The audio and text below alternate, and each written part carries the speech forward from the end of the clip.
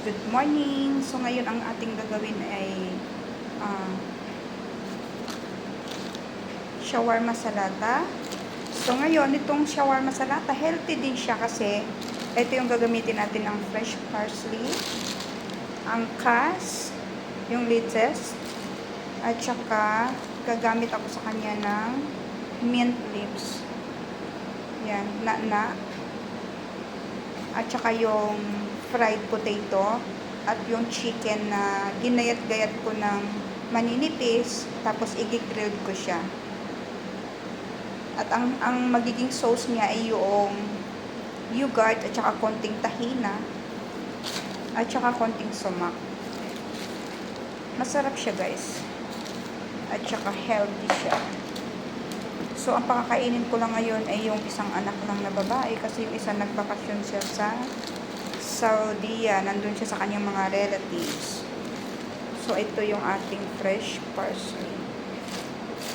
Ngayon, bumibili na lang kami sa palengke kasi sobrang init na siya. Nagtatanim lang dito every winter lang. Ito yung ating naka-air fry na potato.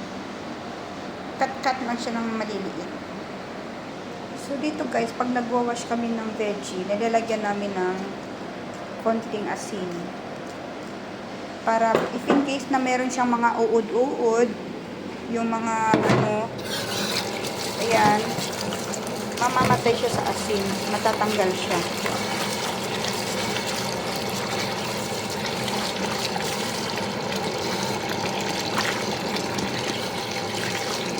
So, yung aming strainer, ang aming kasama na yung pagdadry, kaya gumamit kami ng ganito.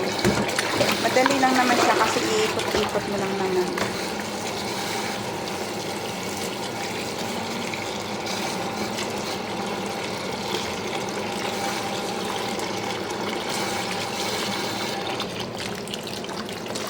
Yung alaga kong maliit, since maliit lang din naman siya, konti lang din siya kung kumain.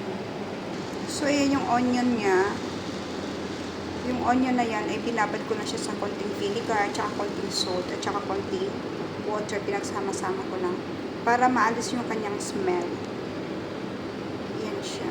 Para maalis yung kanyang, yung medyo maanghang din.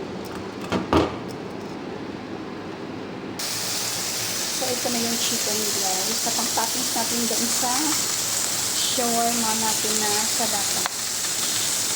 So, dito lang ako nag-grill. Dito lang sa, sa kawali.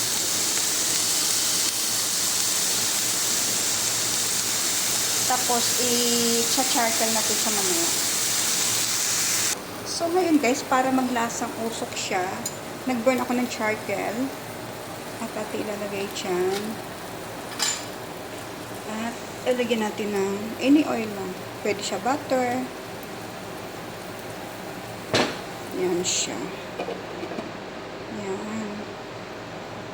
Para maglasa siyang grill. Saan? Ayan. Thank you so much for watching. At itatoppings na lang natin siya guys after nitong sa pausok natin. So, ito na yung ayan na yung onion. Nakaano na siya ng sumak. So, ito yung ating shawarma salad. Bye everyone. Thank you so much for watching guys. God bless us all.